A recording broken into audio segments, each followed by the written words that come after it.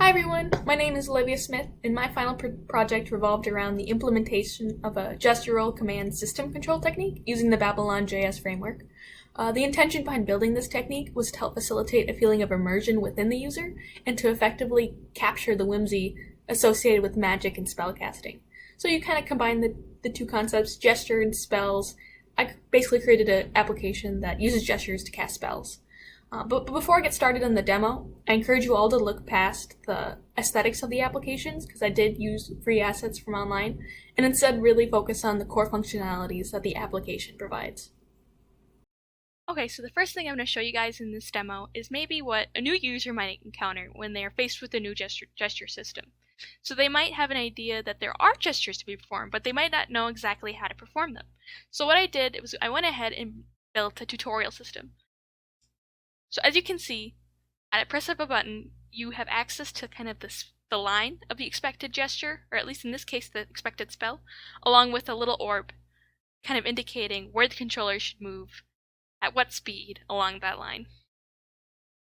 So I'm just going to let this run out quick, and then I'll perform it alongside the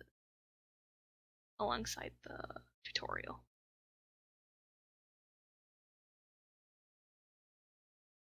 And this is the rebirth spell, and as it should work is yep. So it successfully identified that this was the rebirth spell, and so it triggered the rebirth animation, which as you can see was just kind of a couple trees or plant matter kind of growing up from the ground.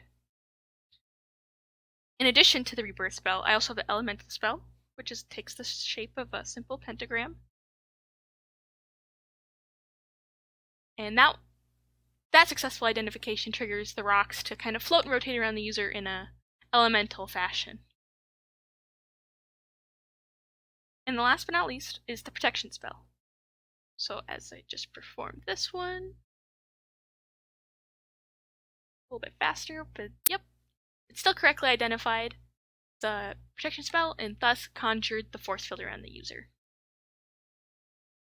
So what's neat about these tutorials and with these spell casts is that they're actually positional and rotational independent.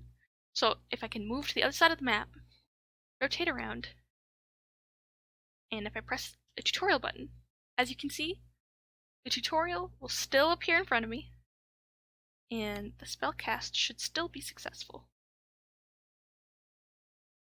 Just give it another moment. Here they come.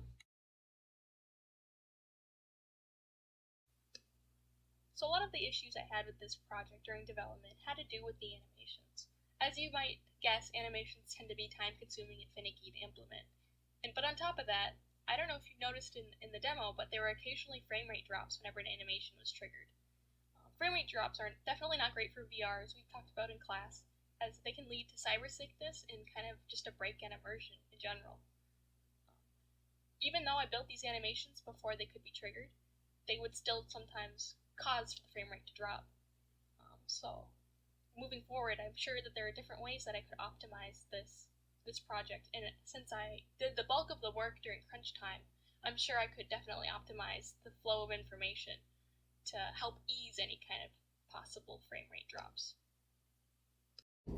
Well, editing Olivia here, I just wanted to say thank you to everyone who's tuning in today during these busy times, and a big thank you to Professor Rosenberg and Tongi for putting on a genuinely great online course, which is not easy. So thank you.